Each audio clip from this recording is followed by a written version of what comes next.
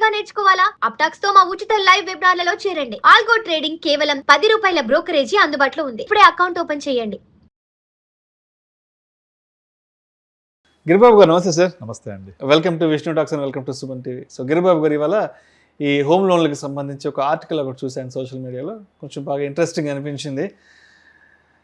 Home లోన్లతో భవిష్యత్ బందీ, భార్యాభర్తల ఆదాయం లెక్కలేసుకుని కొనుగోళ్లు. మెట్రో నగరాల్లో 20 నుంచి 30 ఏండ్ల హోమ్ లోన్లు. ధరలు విపరీతంగా పెరగడంలో లోన్ల వైపు అడుగులు. ఈఎంఐల భారంతో పొదుపు, పెట్టుబడులు, రిటైర్మెంట్ ప్లాన్కు దెబ్బ. నెలవారీ ఆదాయంలో 30% హోమ్ లోన్స్ మించొద్దంటున్న ఆర్థిక నిపుణులు. ఇవాళ ఏ ఒక్కరిని కదిలిచ్చినా ఈ హోమ్ లోను, ఈఎంఐలు, క్రెడిట్ కార్డు లోన్లు ఇదే గోల అయిపోయింది చెప్పాలంటే. ఎస్పెషల్లీ హోమ్ లోన్లకు సంబంధించి ఒక్కొక్కరు 20 ఏండ్లు 30 ఏండ్లు టెన్యూర్ పెట్టుకుంటున్నారు. ఎలా మేనేజ్ చేసుకోవాలి అసలు ఈ హోమ్ లోన్లన్నీ కూడా? ఎందుకంటే కేవలం ఈ హోమ్ లోన్ల వల్ల ఫర్దర్గా ఫైనాన్షియల్ కమిట్మెంట్స్ అన్నీ మనం డిస్టర్బ్ అయిపోతున్నాయి. కాబట్టి ఏంటి అసలు ఈ హోమ్ లోన్ల గురించి మీరు అయితే ఏం చెప్తారు? నార్మల్గా ఇల్లు అనేది ఒక ఎమోషన్ అండి. రీసెంట్గా మన గరికపాటి గారిని ఒక వీడియో చూశాను నేను. ఆయన చెప్తూ ఉంటాడు, మీకు ఇల్లు అనేది ఎంత చిన్నదైనా, పూరి గుడిసైనా, ఒక పైకప్పు ఉంటూ మీరు ఇంట్లో ఉంటే మీ పేదరికం అనేది ఇంటి వరకే పరిమితం అవుతుంది. రేపు పొద్దున మీ ఓనర్ వచ్చి కిరాయి ఇంట్లో ఉంటే మీ ఓనర్ వచ్చి ఇల్లు కిరాయి కట్టకపోతే మిమ్మల్ని ఎల్లగొడితే మీ పేదరికం బయటపడుతుంది కదా. అలా కాకుండా మీరు పూరి గుడిసైనా ఇంట్లో ఉండి తిండికి లేకపోయినా నీళ్లు తాగి ఉంటే కూడా ఎవరైనా ఇంటికి వస్తే తిన్నారంటే బేవని ఇలా చేసి ఇప్పుడే తిన్నామని ఒక ఇండికేషన్ ఇవ్వచ్చు. అంటే మీరు ఇంట్లో సొంత ఇంట్లో ఉంటే మీ పేదరికాన్ని కూడా మీరు దాచిపెట్టుకోవచ్చు. కానీ అదే మీరు అద్దెంట్లో ఉంటే మీరు ఎల్లగొట్టేశారంటే మీ పేదరికం కూడా బయటపడిపోతుంది. అంటే అంత కనెక్ట్ అవుతుంది హోమ్ అనేది. సో ఇల్లు అనేది ఒక ఎమోషన్. దీన్ని సాధించుకోవడం కోసం పాపం పడే కష్టాలు. హోమ్ లోన్ తోటి ఇల్లు తీసుకొని ఇంకా 20-30 సంవత్సరాలు బందీ అయిపోతారు అందులో. మీరు 30 ఏళ్ల తర్వాత వెనక్కి తిరిగి చూస్తే ఏముంది అంటే లోన్ పూర్తయిన ఇల్లు మాత్రమే ఉంది. అయితే అలా అని చెప్పేసి నాకు హోమ్ లోన్ పెట్టుకొని 20 ఏళ్ళు కట్టుకుంటే నాకు ఇల్లు వచ్చిన తర్వాత నేను ఇంకెటువంటి ఆర్థిక అవసరాలు కానీ అదర్ ఫైనాన్షియల్ ప్లానింగ్ కానీ చేసుకోలేకపోతే ఎట్లా కష్టం అంటే మరి ఇల్లు లేకపోతే కుదరదు కదా. ఇల్లు అనేది ఎమోషన్. మీరు 60-70 సంవత్సరాల తర్వాత ముసలు అయిన తర్వాత మీకేమనిపిస్తుంది? మీ ఊరేది అంటే మనం పుట్టిన ఊరు, మీ ఇల్లు ఏది అంటే ఉన్న ఇల్లు. ఈ రెండే మన శాశ్వతం కదా. మీ పేరు, ఊరు, తర్వాత మూడోది మనం ఉన్న ప్రదేశం, మనం ఉన్న ఇల్లు. రేపు పొద్దున 70 సంవత్సరాల తర్వాత చనిపోతే ఆ వ్యక్తిని ఒక ఇది ఉంటుంది, నా సొంత ఇంటికి వచ్చి ఒకసారి చూసుకొని వెళ్ళాడు. అందుకే అందరూ సొంత ఇంటికి తీసుకెళ్ళి సొంత ఊరికి తీసుకెళ్తారు చనిపోయినప్పుడు. అంటే చనిపోవడం అనేది కూడా ఆ ఇంటితో ముడిపడి ఉంటుంది. అంత ఎమోషన్ ఇల్లు అనేది. మరి దాన్ని సాధించుకోవాలి అంటే కేవలం ప్లానింగ్తోనే చేయాలి. ఇప్పుడు చాలామంది చూస్తూ ఉంటాం మనం, వాళ్ళ హోమ్ లోన్ కోసం 30 ఇయర్స్ పెట్టుకొని 25 ఇయర్స్ పెట్టుకొని 20 ఇయర్స్ పెట్టుకొని ఏం చేస్తున్నామంటే 20 ఇయర్స్ పాటు కడుతూ ఉంటా. నాకు ఎటువంటి ఇక పండగ లేదు, పబ్బం లేదు, ఇంకే ప్లానింగ్ లేదు, ఏ డబ్బులు వచ్చినా హోమ్ లోన్ ఇలా హోమ్ లోన్ కడుతూ 20 ఇయర్స్లో కనీసం ఒక 15 ఇయర్స్లో నేను తీర్చగలిగితే చాలా బాగా చేసినట్టే. అలా కడుతూ పోతుంటే తీరిపోతూ ఉంటుంది అని అనుకుంటూ ఉంటారు. ఒక చిన్న టెక్నిక్ వాడాలి దీనికి. ఏంటంటే home loan EMI versus same amount of investment. అంటే నా దగ్గర ఒక 1 crore లోన్ ఉందనుకోండి, ఈఎంఐ ఎంత ఉంటుంది? ఒక 90,000-80,000 ఉంటుంది. అయితే అలా ఇద్దరు వైఫ్ అండ్ హస్బెండ్ కలిసి ఉంటేనే అది ఈఎంఐ కట్టగలం. ఆ ఈఎంఐ కడుతూ ఉండి మనకున్న డబ్బులన్నీ అదే లోన్కి కడుతూ ఉండకుండా మనం ఈఎంఐ కాకుండా ఎంత ఎక్స్ట్రా వచ్చినా సరే దాన్ని ఒక ఎస్ఐపి రూపంలో యాడ్ చేస్తూ పోండి. అలాగే నా దగ్గర ఎక్స్ట్రా ఎప్పుడైతే వస్తే బోనస్ వచ్చినా ఏదైనా వస్తే కూడా దాన్ని ఒక ఇన్వెస్ట్మెంట్ లాగా యాడ్ చేస్తూ పోండి. అలా యాడ్ చేస్తూ పోతే ఇక్కడ హోమ్ లోన్ మీద ఉండేది 8.5%, మ్యూచువల్ ఫండ్స్లో ఇచ్చేది 12% ప్లస్. అది కాంపౌండింగ్ ఫ్యాక్టర్ అయ్యి రాబోయే నెక్స్ట్ 10 to 12 ఇయర్స్లో మీరు ఎంతైతే హోమ్ లోన్ ఈఎంఐ కడతారో అంత డబ్బులు ఇక్కడ జమ అయ్యి ఉంటుంది. ఓకే, అది మనము డిసిప్లిన్గా రెండింటిని బ్యాలెన్స్ చేసుకుంటూ వెళ్ళాలి. అయితే ఒకసారి చాలామంది నేను ఒక మీటింగ్లో ఉన్నప్పుడు అడుగుతున్నాను అనమాట, నేను హోమ్ లోన్ కడుతూ పోతే నాకు ఇల్లు అయితే సమకూరుతుంది కానీ మా పిల్లల భవిష్యత్తులో వాళ్ళ యొక్క పిల్లల ఎడ్యుకేషన్ కోసము, నా రిటైర్మెంట్ ప్లానింగ్, పిల్లల మ్యారేజ్ డిస్టర్బ్ అవుతున్నాయి కదా, నాకు వేరే మీన్స్ ఆఫ్ సోర్సెస్ ఎక్కువ లేవు, ఉన్నదాన్ని బ్యాలెన్స్ చేయాలి అంటే సింపుల్, మీ టెన్యూర్ని ఎక్కువ పెంచేసుకొని ఆ డిఫరెన్స్ ఆఫ్ కెపాసిటీ, సపోజ్ మీకు ఒక 1,00,000 రూపాయలు కట్టే కెపాసిటీ ఉంటే మీ టెన్యూర్ పెంచుకొని 70,000 కుదించుకోండి ఈఎంఐని. ఆ రిమైనింగ్ 30,000 ప్యారల్గా ఇన్వెస్ట్ చేయండి.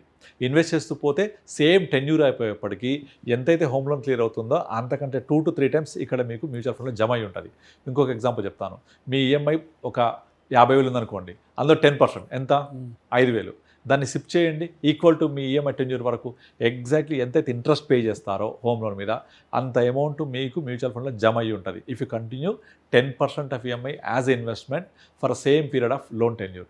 ఇట్లా మీరు స్మార్ట్గా బిహేవ్ చేసి మీ హోమ్ లోన్ కడుతూ ఇంటిని మనము ఇంటి కళని సాకారం చేసుకుంటూ ఆ డిఫరెన్స్ అమౌంట్ని కొంచెం సేవ్ చేస్తూ వెళ్ళాలి. కానీ చాలామంది ఏమంటారు, మన కామెంట్స్ ఏం పెడతారు, ఇప్పుడు నా దగ్గర హోమ్ లోన్ కట్టడానికి డబ్బులు లేవు, ఇక్కడికి అయిపోయినాయి, ఇంకా నాకు ఎక్కువ జీతం రాదంటే తప్పదు. You have to create your own 25th hour, you have to create your own extra resources of money. దాన్ని మీరు సేవ్ చేస్తూ వెళ్ళాలి. వెళ్తే తప్ప మన మిగతా ఫైనాన్షియల్ ప్లానింగ్ అనేది ఫుల్ఫిల్ కాదు. ఒకసారి ఆలోచించండి, నాకు ఇల్లు ఉంది, బాగుంది, కానీ రేపు పొద్దున రిటైర్ అయితే తిండి లేకపోతే, పిల్లల ఎడ్యుకేషన్ ప్రాపర్గా లేకపోతే, వాళ్ళకు మ్యారేజ్ అప్పుడు డబ్బులు లేకపోతే అన్ని ఇబ్బందులే కదా. సో వాటిని ప్లాన్ చేసుకోవాల్సిందే, తప్పదు. నాకు ఇంతే జీతం వస్తుంది, నేను ఇంతే చేస్తా అంటే కాదు. You have to make your self space into all your financial needs and goals. అవన్నీ చేసుకుంటూ హోమ్ లోన్ ద్వారా మనం ఫుల్ఫిల్ చేసుకోవాలి. దీనికి ఒక థంబ్ రూల్ ఉంటుంది. మీ టోటల్ ఇన్కంలో 30% మించి ఈఎంఐ ఉండకూడదు. మీ టోటల్ శాలరీలో 30% నుంచి ఈఎంఐ ఉండకూడదు. లేదా మీ రెంట్ ఉందనుకోండి, మీ రెంట్ ఎంత కడుతున్నామో అంతకు డబల్ ఉండాలి ఈఎంఐ. అంటే ఇప్పుడు ₹1 లక్ష జీతం ఉంది, 30,000 అంతే, 30 నుంచి 40,000 మాక్సిమం. యాక్చువల్ బ్యాంక్ ఇచ్చేదే 50% ఆఫ్ టేక్ హోమ్ ఇస్తాయి బ్యాంకు. 50% మించి ఈఎంఐ ఉండకూడదు. అందులో మీరు కొంచెం ఒక అడుగు వెనక్కేసి 30-35% పెట్టుకోవాలి మాక్సిమం. పెట్టుకుంటే అప్పుడు 60% మిగిలిపోయింది కదా. అందులో మీ నిత్యావసర ఖర్చులకి, దైనందిన ఎక్స్పెండిచర్కి ఇంకొక 30-35% పెట్టుకోవాలి. 70 అయిపోయింది, ఒక 20 ఇంకా 30 మిగులుతోంది. 30లో ఒక 10% contingency fund, day to day expenses, contingency, emergencies కోసం కనీసం ఒక 20% పక్కకు తీసి మీరు సేవ్ చేయాలి. ఇది మీరు ₹1,00,000 జీతం రానివ్వండి, 2 లక్షలు రానివ్వండి, 50,000 రానివ్వండి, follow the same principle. 30-35% home loan, ఒక 30-35% డే టు డే ఎక్స్పెండిచర్, నిత్యావసర వస్తువులు, 70% అయిపోయింది. 10% కంటింజెన్సీ, ఇంకా 20%లో ఇవన్నీ ప్లానింగ్ చేయాలి.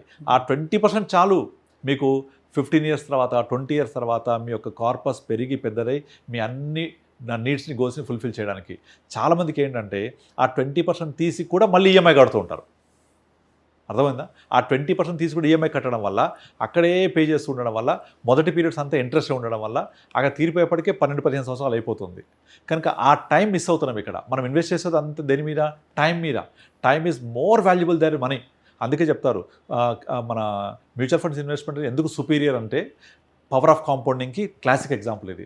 The one who understands the power of compounding will receive money, the one who doesn't understand the power of compounding will pay the money. ఇప్పుడు మీరు చదువుకున్నప్పుడు ఫీజు ఎంత కట్టారు? మొత్తం అంతా కలిపి ఫ్యూ థౌజండ్స్లో అయిపోద్ది. కానీ ఇప్పుడు మన పిల్లలకి ల్యాక్స్లో కడుతున్నాం కదా స్కూల్ ఫీజే. అంటే మనము ఆల్రెడీ పవర్ ఆఫ్ కాంపౌండింగ్ ద్వారా సేవ్ చేసుకొని అదే ల్యాక్స్ని సంపాదించవచ్చు. అలా సంపాదించకపోతే ఈ ఫీజు రూపంలో మనమే ఎక్స్ట్రా కడుతున్నాం. కనుక మన టైం మొత్తంలో మనం ఇన్వెస్ట్ చేయాల్సింది టైం మీద.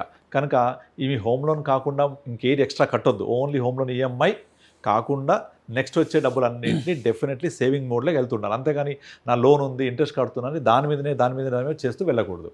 కానీ చాలామంది చేస్తే తప్ప అక్కడే మొత్తం అన్నీ అక్కడే కడుతూ ఉంటారు. ఇప్పుడు ప్రతి ఒక్కళ్ళు కూడా ఎవ్రీ ఇయర్ సాలరీ ఇంక్రిమెంట్ ఉంటుంది కదా, ఒక 5% 10%, దాన్నైనా సేవింగ్ చేస్తూ పోవాలి. నాకు ఈ సంవత్సరం హైక్ రాలేదు, 5% 10% రాలేదు అనుకొని దాన్ని సేవ్ చేస్తూ పోవాలి. Parallel to home loan, parallel to your expenditure. అలా సేవ్ చేయకపోతే మీకు మీ కార్పస్ గ్రో అవ్వకపోతే పిల్లల ఎడ్యుకేషన్ దెబ్బతింటుంది, వాళ్ళ మ్యారేజ్ దెబ్బతింటాయి, మీ రిటైర్మెంట్ ప్లానింగ్ దెబ్బతింటుంది, మీ ఫ్యూచర్ ఎయిమ్స్, గోల్స్ అన్ని దెబ్బతింటాయి. కనుక దీన్ని హోమ్ లోన్ని అదర్ నీడ్స్, గోల్స్ని బ్యాలెన్స్ చేసుకుంటూ వెళ్ళాల్సిందే. కానీ మన ఆర్టికల్ ఏం చెప్తోంది? అందరూ కూడా 30% కంటే ఎక్కువ మంది హోమ్ లోన్స్కే పే చేస్తూ ఈ హోమ్ లోన్లో బందీ అయిపోతుందని చెప్తుంది. ఆ బందీ అవ్వద్దు. మనకున్న ఇన్కమ్ని డివైడ్ చేసుకుంటూ రావాలి. కానీ నాకు సరిపోవట్లేదు, కమిట్మెంట్స్ ఎక్కువ ఉన్నాయంటే, మనకు నార్మల్గా డైలీ ఎక్స్పెన్సర్ 2 రకాలుగా ఉంటాయి. ఒకటి ఖర్చులు, ధరలు. సో మన ఖర్చులు తగ్గించుకోవాలి. ధరలు మన చేతులు లేదు కదా, ఖర్చులు మాత్రం తగ్గించుకోవాలంటే తప్పదు. యూ హ్యావ్ టు స్క్వీజ్, అంతే, ఆప్షన్ లేదు అంటే కిరాయింట్లో ఉంటే రేపు పొద్దున మనకంటూ ఒక నిలువ నీడ ఉండదు. ఓకే, దాన్ని ఫుల్ఫిల్ చేసుకోవాలి, బ్యాలెన్స్ చేయాలి, అంతే. Thank you sir, thank you so much. Thank you అండి.